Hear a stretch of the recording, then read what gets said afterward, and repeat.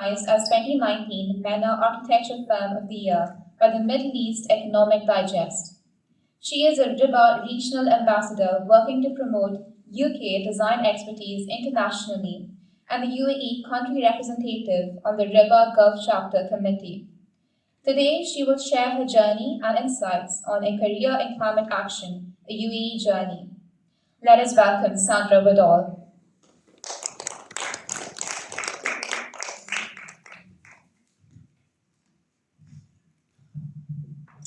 Thank you very much. Thank you, Dr. Acti, Mr. President, and Madam Chair for inviting me here today. And thank you all for joining us. I'm Sandra Woodall. I'm the RIBA's Regional Ambassador for Sustainability, and I have spent the last 30 years living and working here in the UAE. I'm an architect and urbanist, and I hopefully will be able to show you through architecture and urban design of the UAE the journey for over a generation now that both myself and of course this wonderful country that hosts us all has made. 5 years ago, I co-founded and co-curate, co-present the RIBA Gulf Chapter's Sustainable Development Series, working to share awareness, knowledge, skills, and best practice with other built environment professionals across the GCC, all of us across the Gulf, and those of us here today. We showcase local projects, methods, tools, procedures, and contextual strategies to empower and equip us all to meet the challenges faced in delivering the UN's Sustainable Development Goals across the region. I hope to demonstrate to you today the journey that I've been involved with since my arrival here last century.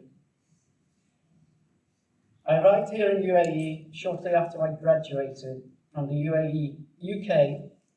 UK education system that the RIBA had just implemented a requirement for all students to master studies relevant to environmental awareness, to have an understanding of the relationship between people, comfort, and buildings, and between those buildings and the natural environment.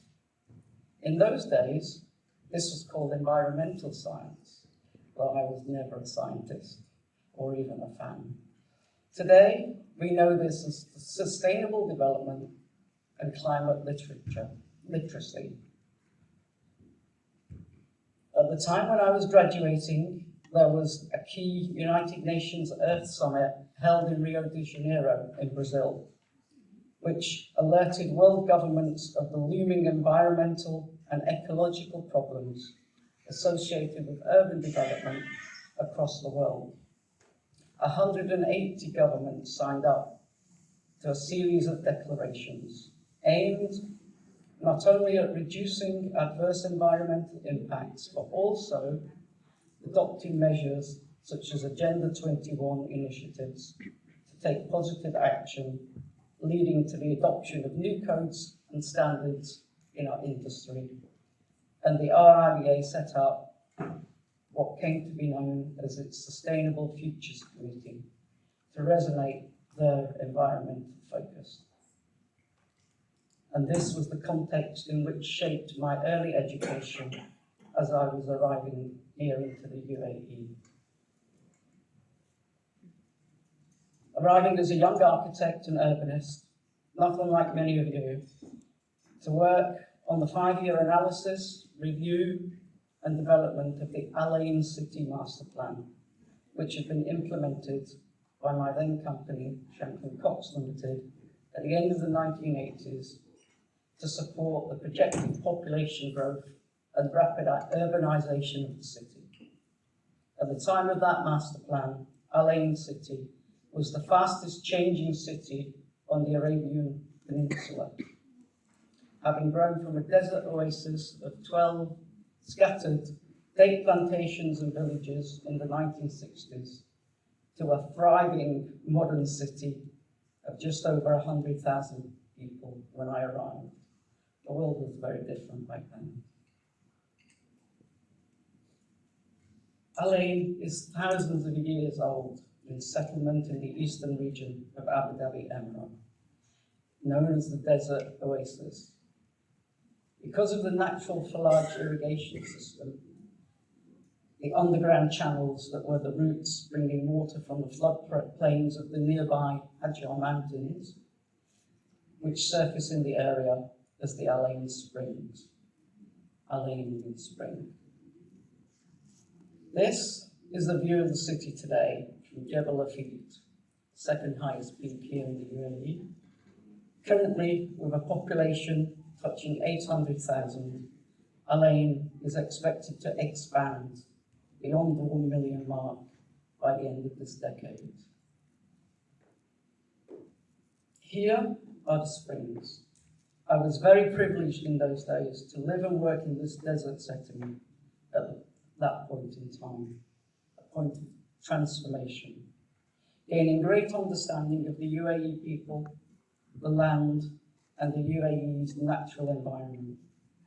This understanding shaped my contextual understanding of the relationship between people, comfort, buildings, and the environment here, which is very different to what I had known previously in the UK setting. And how these principles could align with contemporary needs, the way that people live now, here in the 21st century. I got an understanding of a people-first approach that is created to sit with and address our planetary needs and boundaries. Living here in this extremely ecologically fragile region. And there's so much that I learned about sustainable design from the architecture and urbanism of our past. The vernacular design, the architecture of place, the social and cultural identity that have given us a sense of belonging and a driven settlement, driven climate adaptation, all based on social needs. This UAE desert urbanism used local materials and offered privacy, connectivity, and walkable streets to create human-centric, active communities. Sustainability is all about people and planet. Buildings were placed together, close together, to reduce the exposed surface of any settlement to the sun, giving shade to each of the buildings and also to pedestrians using the seeker access, the myriad of narrow alleyways and walkways that connect the private spaces, the homes, with the public ones. These homes are clustered together and joined to the baraha, the communal, social, and active spaces shared by and accessible to all. Clusters of these form the Farij, the neighbourhood that was vibrant and responsive to climatic, cultural, and local needs. With an understanding of the sun path, the wind channeling strategies, thermal mass, shading, wind catchers, mashrabiyah screening, courtyards, creating microclimates that gave passive cooling, privacy, and comfort sustainably. Working with the natural environment and not fighting against it. Messages we've heard from previous speakers here today. This started my journey of a lifelong commitment to broadening an understanding of desert urbanism, the delivery of regionally significant schemes that respect and respond to local climatic, environmental, cultural, social, and economic sustainability needs. This shaped me the urbanist, and as an architect, When my time in Al Ain came to an end, I was fortunate to move to Sharjah as the project architect of the Sharjah Art Museum. We called it SAM. Here, at the top right of this slide, 100 meters long, a new build that was in what was the Arts and Heritage area and is now known as the heart of Sharjah. Arriving at the commencement of the regeneration period of the original Stone Town buildings belonging to the families whose livelihood stemmed from their connectivity to the creek and to the waters of the Gulf.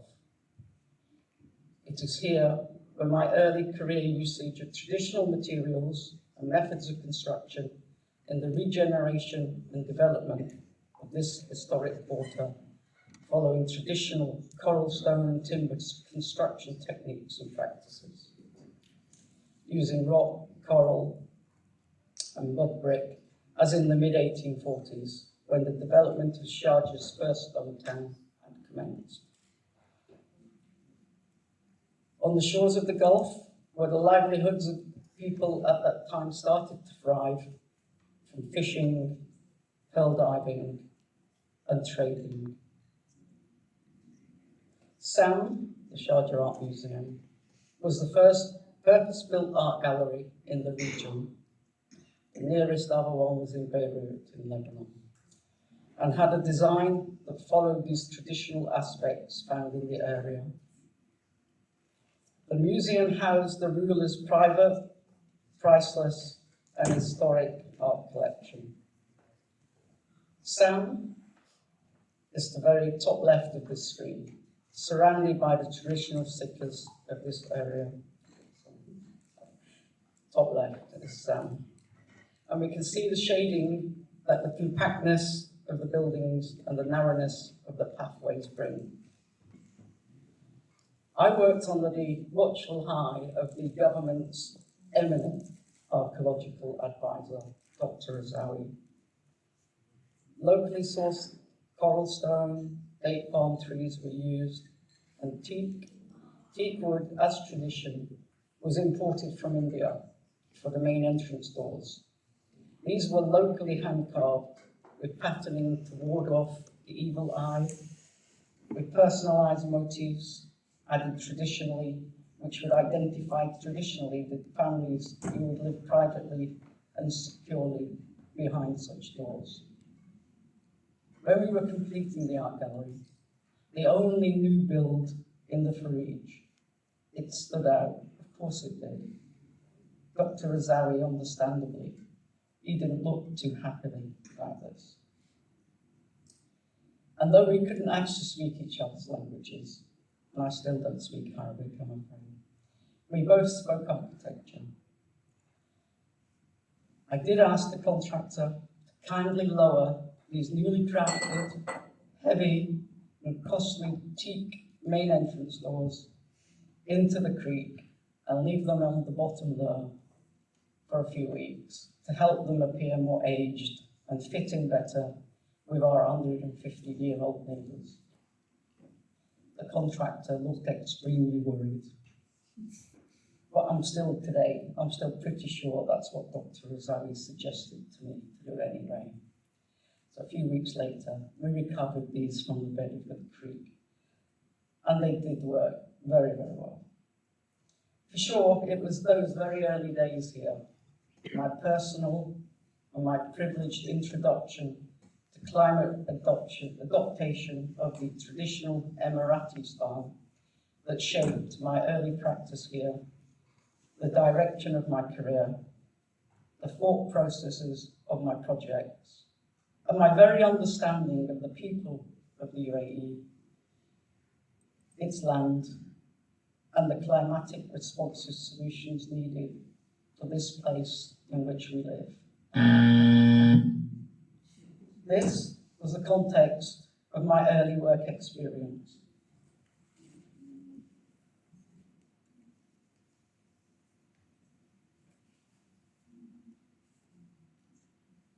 This was the context of my early work experience, which I was able to shape my future practice. In my following decades here in the UAE, with Tangram building a track record in the Gulf of delivering projects with sustainability at their core. This scheme was one of 11 government buildings delivered in 7 years across Dubai. All were part of shaping the government's Sustainable Development Regulations, which were first released in 2010. These were updated from 2016 and mandated in 2020 as the Al Safat Green Building System. This programme was to tie together various sustainability approaches to test how well they combined in the delivery of built assets in the context of Dubai.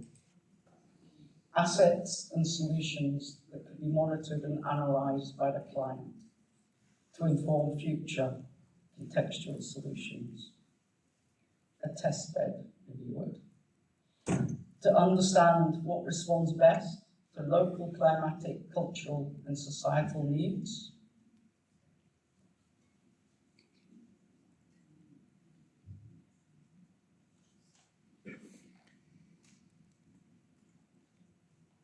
Under this scheme, we delivered the first government building to implement green roof technology, which is now a requisite with 2 other items for environmentally conscious buildings under the Al Safat Green Building System of today.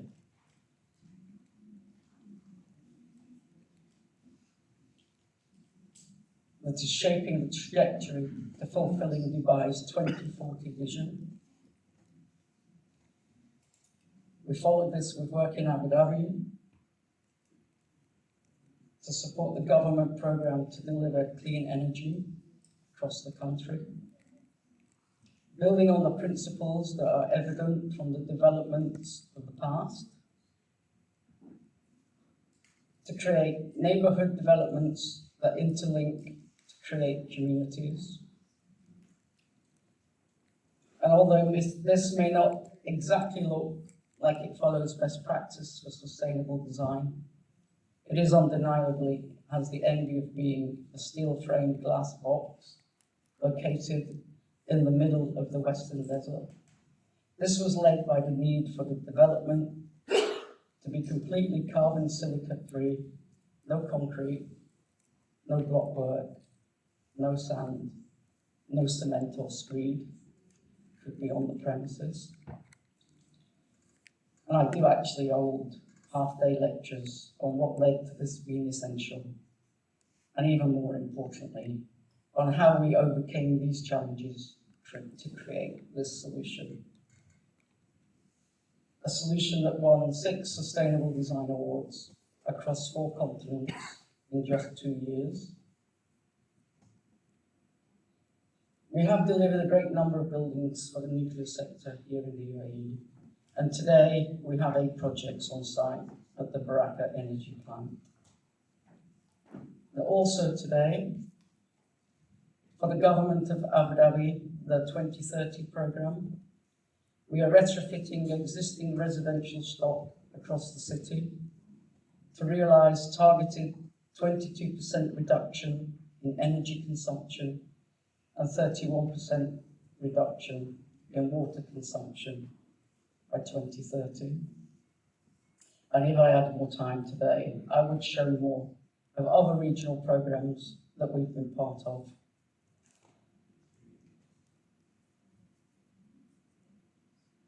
In Qatar,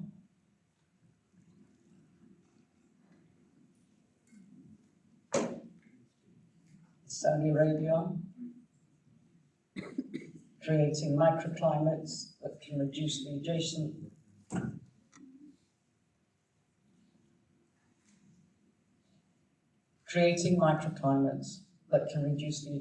outdoor space by 10 to 15 degrees and the interior spaces by -3 degrees. Also in Africa, where we are creating healing gardens to improve health and well-being,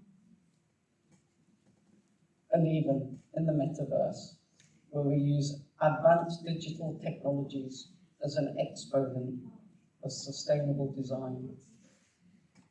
to support the UN's Sustainable Development Goals in healthcare, so that we can work to achieve a radical reduction in carbon, energy, water and waste footprints of the built environment, to shape and deliver a more positive future for people and for the planet.